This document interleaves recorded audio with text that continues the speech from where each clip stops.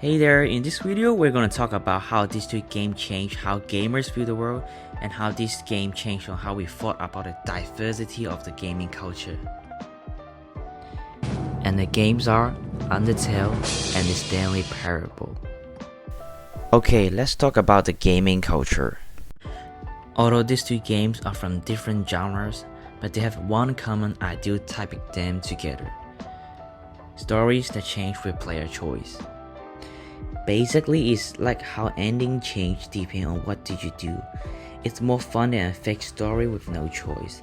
It's not like you're watching a movie or reading a book, you're the one in charge, and every decision you make really matters and shapes the story. So, you're gonna have to make some choice, which path to take, who to fight, and when to take on a challenge. And let me tell you, these choices have a big impact on how the story goes. It's like you are the star of the show. Starting with Undertale, first of all, I just wanted to say that I have over 50 hours in this game and have played every possible ending, enjoying every second of it.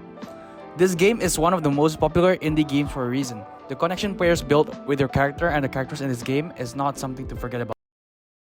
This game tells us a story of how a human fell into a mountain which monsters are running underground, where the monsters need 7 human souls to break free.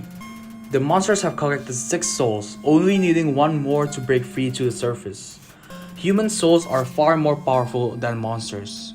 Remember this detail as it's important in the game. There are too many things to talk about in this game. I'll be going on about the best features, which one of them is music. Music is one of the biggest aspects this game offers. Just listen to this masterpiece.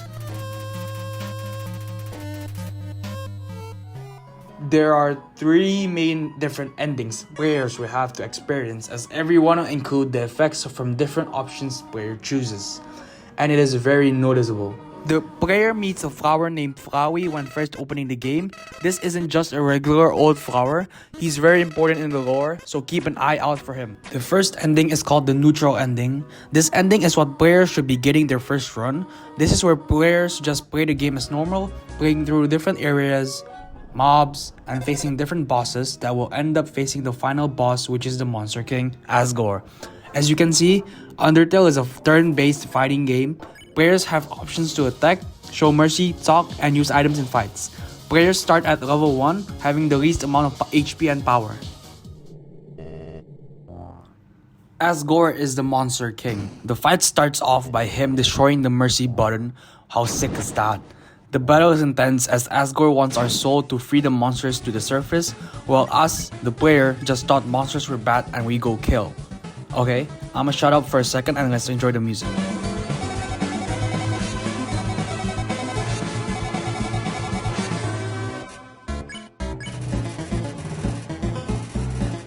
Okay, once you get Asgore down, players notice he stops at 1 HP, not dying. The player is given the option to spare him, which we all will pick after hearing his heartfelt speech. But then what's this? Flowey came out of nowhere and kills him.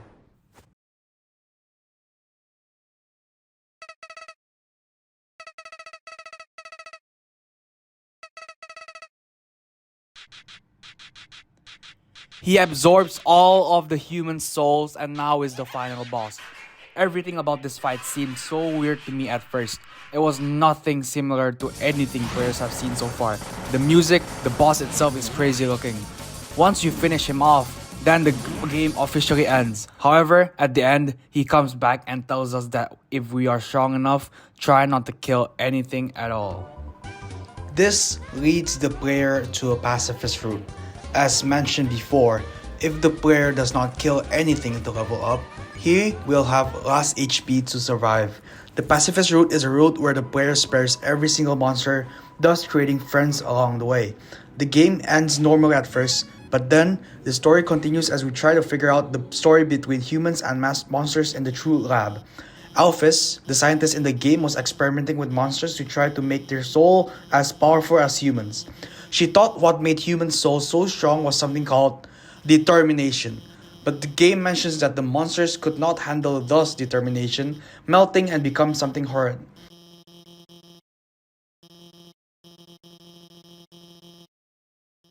As the game continues, the protagonist is transferred to Asgore's home where he meets Asgore again in the barrier.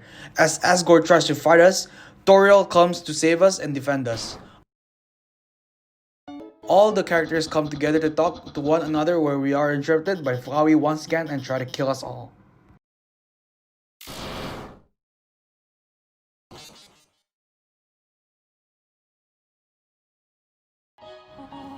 As Flowey tries to kill us, all the characters save us with their moves. Happy music starts kicking in, but this is exactly what Flowey wanted.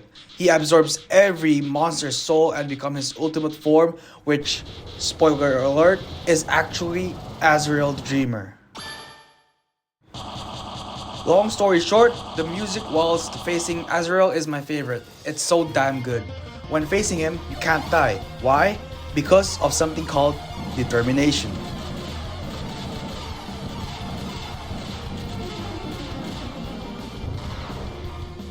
You call out the lost souls within him, calling back your old friends to help you out.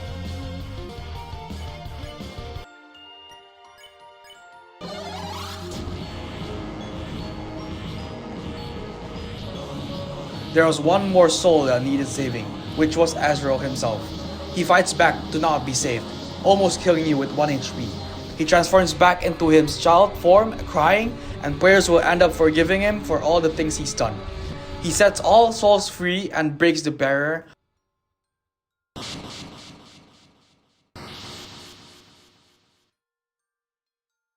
All the monsters are let out, and the ending scene of all characters sitting watching the sunset is truly heartwarming.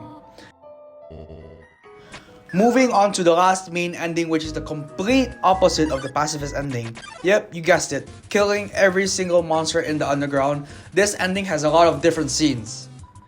The first major thing players will notice is that every region, every checkpoint, it says in blood red font how many monsters remaining there is to kill. Next up, Sans, the game's favorite character, will say this following phrase when moving on with the genocide ending.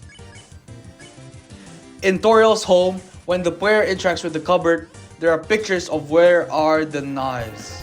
Another major difference is that the protagonist becomes so powerful that he then one-shots every single boss he faces, really showing the difference between character choices, making remarkable friends to easily killing them all.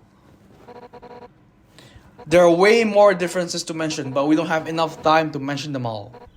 Now, moving on to the long-awaited best boss battle from the game, Sans. Sans is the hardest boss battle in the game where the music is most recognizable.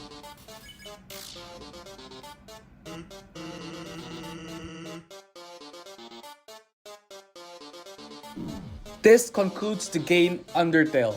With so little time, there's not much enough time to mention all the differences from all the different endings. Moving on to the next game, the Stanley Parable.